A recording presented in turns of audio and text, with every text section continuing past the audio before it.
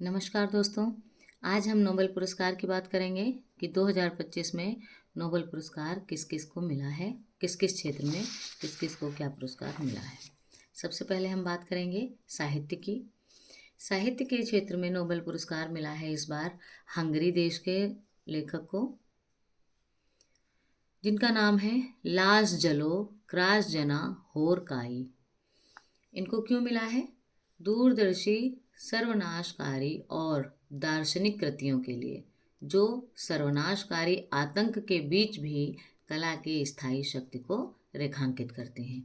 अर्थात अगर आप इसको शॉर्ट में समझिए तो जो हिंसा, आतंक, इन सब के बीच में जो प्रेम की, शांति की बात करते हैं, जो हथियारों के ऊपर कलम को महत्ता देते हैं, जो आप कह सकते हैं कि हिंसा के रूप पर शांति को, प्रेम को महत्ता देते हैं, इनकी रचनाओं में वही देखने को मिला है। इसलिए इस बार इनको साहित्य का नोबेल पुरस्कार दिया गया है। दूसरा पुरस्कार भौतिकी में 3 लोगों को दिया गया है। इसमें है जॉन क्लार्क, जो ब्रिटेन के वैज्ञानिक हैं, मिशेल एच डेवोरेट, फ्रांस के हैं, जॉन एम मार्टिनिस, अमेरिका के हैं। क्यों मिला है इनको? कारण क्या है?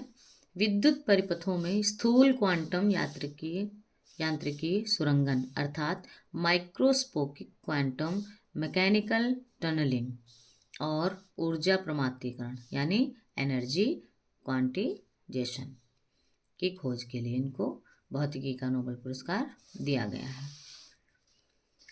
तीसरा पुरस्कार रसायन विज्ञान में देखते हैं। ये मिला है जापान के सुसुमु कितागावा, ऑस्ट्रेलिया के रिचर्ड रॉबसन और अमेरिका के उमर एम यागी।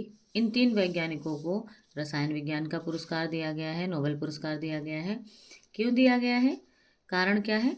धातु कार्बनिक ढांचों यानी मेटल ऑर्गेनिक फ्रेमवर्क्स MOFs के विकास में उनके अग्रणी योगदान के लिए इनको इस बार 2025 का रसायन विज्ञान का पुरस्कार, नोबेल पुरस्कार दिया गया है। बात करें चिकित्सा की। चिकित्सा में इसमें भी 3 वैज्ञानिक या तीन लोग शामिल हैं। अमेरिका के मैरी ई ब्रंकोव, अमेरिका के ही फ्रेड रम्सडेल और जापान के शिमोन साकागुची। क्यों दिया गया है? कारण पर बात करेंगे हम तो पेरिफेरल इम्यून टॉलरेंस, विशेष रूप से रेगुलेटरी टी सेल्स, टीरेक्स और FOXP3 जीन के संबंध में उनकी खोजों के लिए इनको इस बार 2025 का नोबेल पुरस्कार दिया गया है। अब आते हैं अर्थशास्त्र पर। अर्थशास्त्र का नोबेल पुरस्कार इस बार मिला है नीदरलैंड के जोएल मोकिर, पेरिस के फिलिप अगियन और कनाडा के पीटर हॉविट को। इन 3 लोगों को संयुक्त रूप से अर्थशास्त्र का नोबेल पुरस्कार प्रदान किया गया है। कारण क्या है? नवाचार प्रेरित आर्थिक वृद्धि की व्याख्या करने और ठहराव स्टेग्नेशन का मुकाबला करने के तरीके को समझाने के लिए इन लोगों को इस बार अर्थशास्त्र का नोबेल पुरस्कार प्रदान किया गया है। सबसे महत्वपूर्ण पुरस्कार शांति का नोबेल।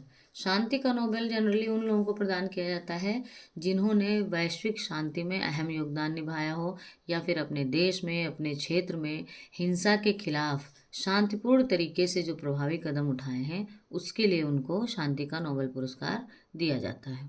तो इस बार 2025 का शांति का नोबेल पुरस्कार वेनेजुएला की मारिया कोरिना मचाडो को मिल रहा है। इसका कारण क्या है? वेनेजुएला में लोकतांत्रिक अधिकारों को बढ़ावा देने, वेनेजुएला में लोकतांत्रिक अधिकारों को बढ़ावा देने और तानाशाही से लोकतंत्र में न्यायपूर्ण और शांतिपूर्ण संक्रमण के लिए, यानी कि वहाँ जो तानाशाही है वो धीरे धीरे अब किधर शिफ्ट हो रही है? लोकतंत्र में। शांतिपूर्ण संक्रमण के लिए उनके अथक प्रयासों के लिए इस बार उनको नोबेल का शांति पुरस्कार प्रदान किया गया है। इसके पीछे एक टैगलाइन लिखी हुई है, it was a choice of ballets over bullets. यानी कि किसको चुना जा रहा है अब? बैलेट्स को, मत पत्रों को। किसके ऊपर? बुलेट्स यानी गोलियों के ऊपर। तानाशाही की जो जड़ें हैं, उन तानाशाही का जो शासन करने का तरीका ही यही है कि भाई या तो आप हमारी बात मानो, अन्यथा हम आपका दमन कर देंगे। जबकि लोकतंत्र में क्या है, लोकतंत्र में एक आम आदमी को भी बड़े से बड़े पायदान, बड़े से बड़े सोपान पर स्थित अधिकारी, नेता, किसी से भी अपनी बात कहने का पूर्ण अधिकार है। यहाँ तो कोई भी आम आदमी उठ करके राष्ट्रपति, प्रधानमंत्री जैसे उच्च पदों पर जा सकता है। तो लोकतंत्र के लिए ही इन्होंने, लोकतंत्र को इम्पोर्टेंस देने के लिए ही इन्होंने ये टैगलाइन लिखी है, it was a choice of ballots over bullets. धन्यवाद, बहुत बहुत धन्यवाद।